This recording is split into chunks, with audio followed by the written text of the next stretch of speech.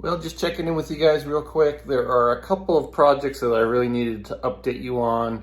I have a bunch of footage that's kind of just been lagging, waiting for a home, and I decided I'm going to put it into a video and get you guys fully caught up on a few other things that have been going on around here. Right now we're working on our pole barn roof, and so as I'm putting together enough footage for that, we'll get you a fuller video on that. But in the meantime, I want to get you guys kind of caught up to where we are currently here. So here's a few little mini projects that have been going on in the background over the last month or two.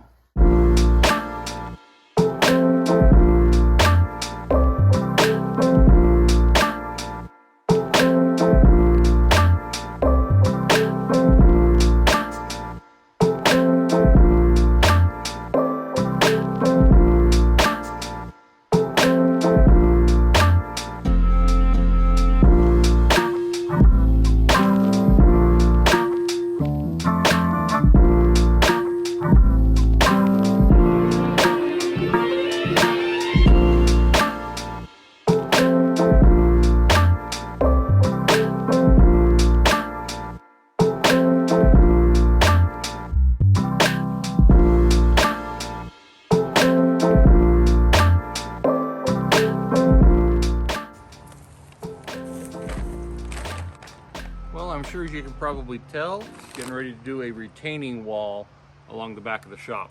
We had to dig in to be able to get a flat enough spot to build this pole barn.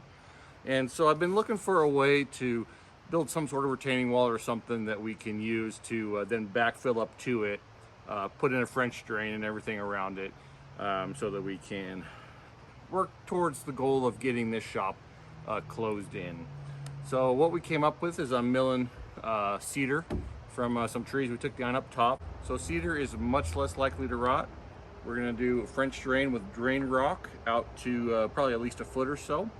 And then we're going to do a pallet, just kind of temporary wall to hold back the dirt and the rock.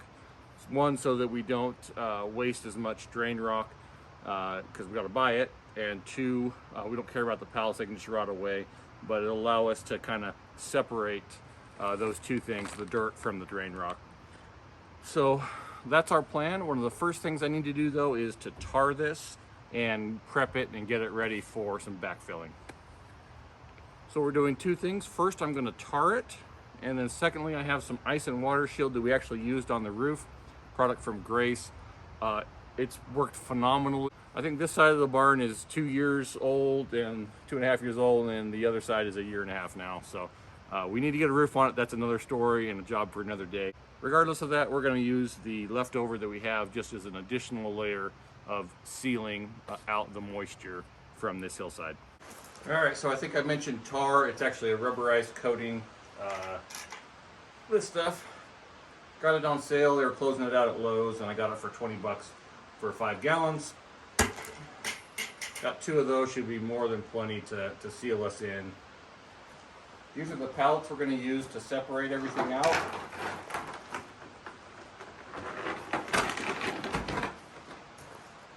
We just got a bunch of free pallets from my brother-in-law. Thank you very much for that, Adam.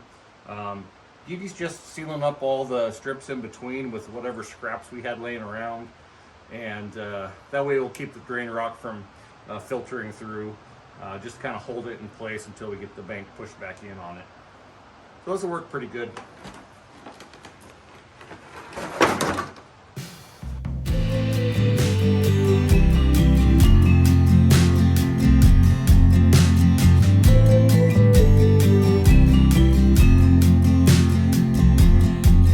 Gravel road, I'm filled with promises. Truth is hard to bear, sometimes I'm told. Hope builds up as we grow old. Gravel road, send me an extra load. Your whispers at dawn are soft, greeting morning's gentle touch. Oh, our glorious days, Nature smitten me with your grace.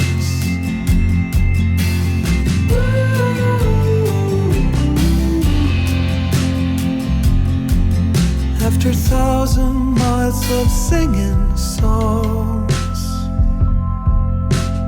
tall grass branches, swans and ponds, promises are fleeting thoughts. I merely connect the dots. Your whispers at dawn are soft, greeting morning's gentle touch. Oh, what glorious days! Nature's meeting me with your grace.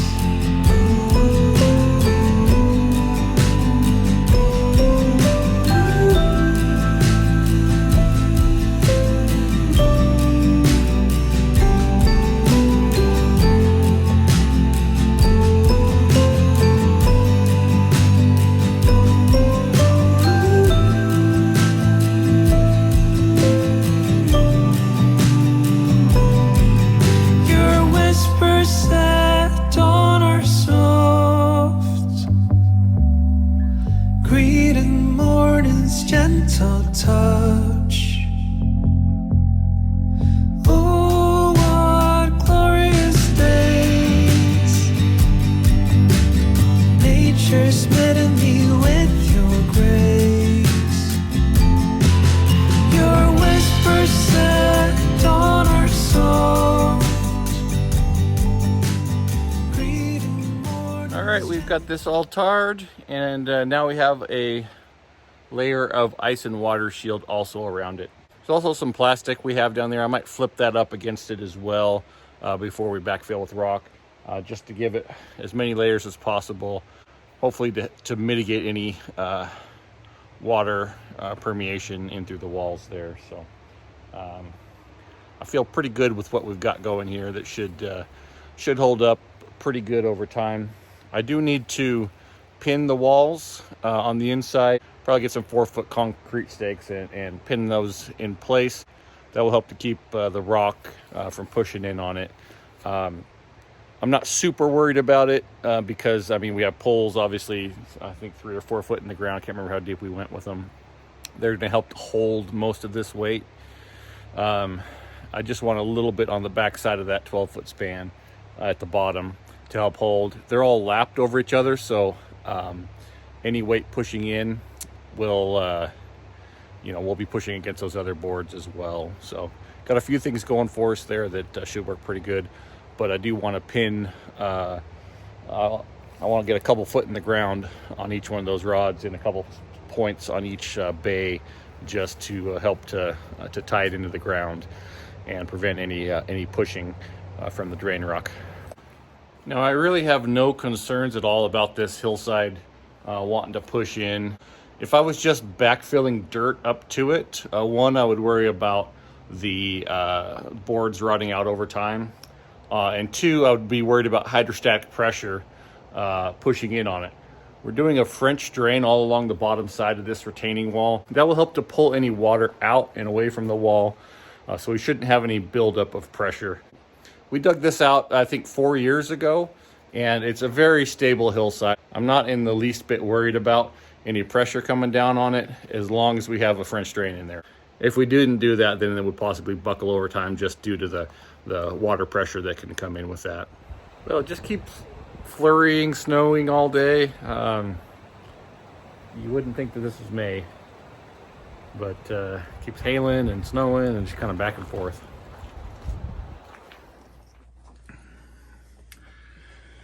Well, I am standing up in the stairwell as you go up to the second story and getting ready to frame in the closet here.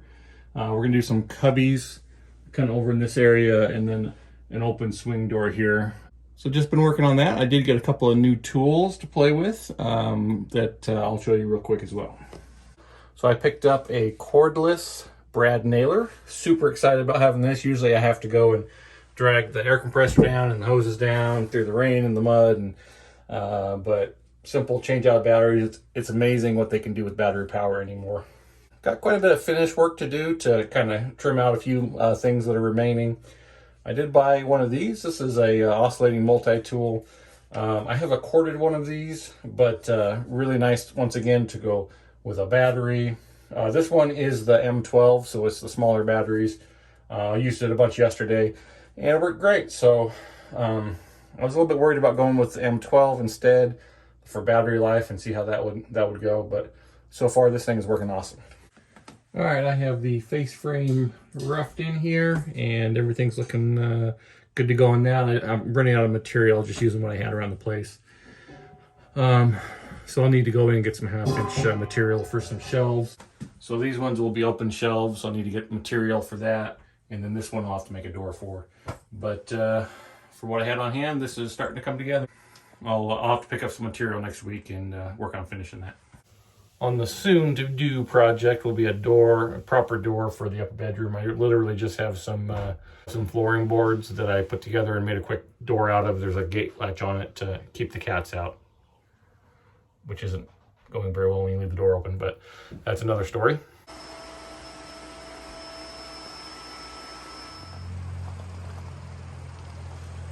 Well, got word from Dee Dee that the lawnmower had a flat, so I just got home, got my tire repair kit, and we're going to see if we can fix this flat tire. Well, she already pulled the nail out, so we just did a little test to figure out where it was at, fill it full of air, fill it around until we feel some air blowing. If you have soap and water, you can spray it on there or just give it the spit test, and you'll feel it bubbling.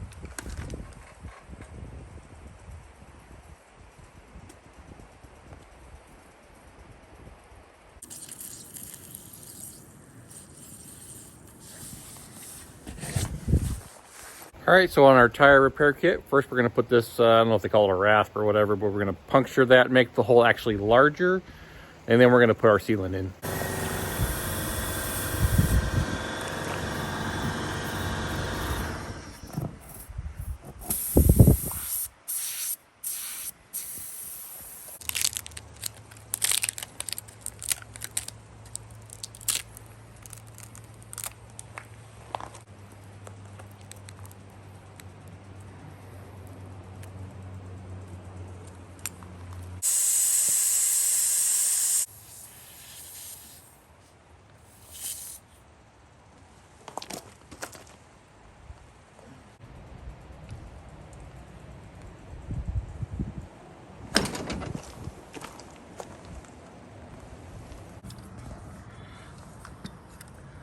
All right, so that's left sticking out. We're just gonna gnaw that off of there.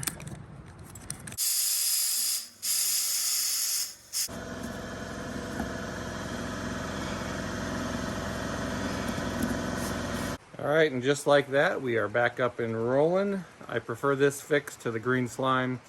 It just gives it seems like it just gives a better seal, better longevity, and if you ever have to take the rim off, it's not green goop nasty everywhere. So perfect situation, nail puncture in the tire, back up and running.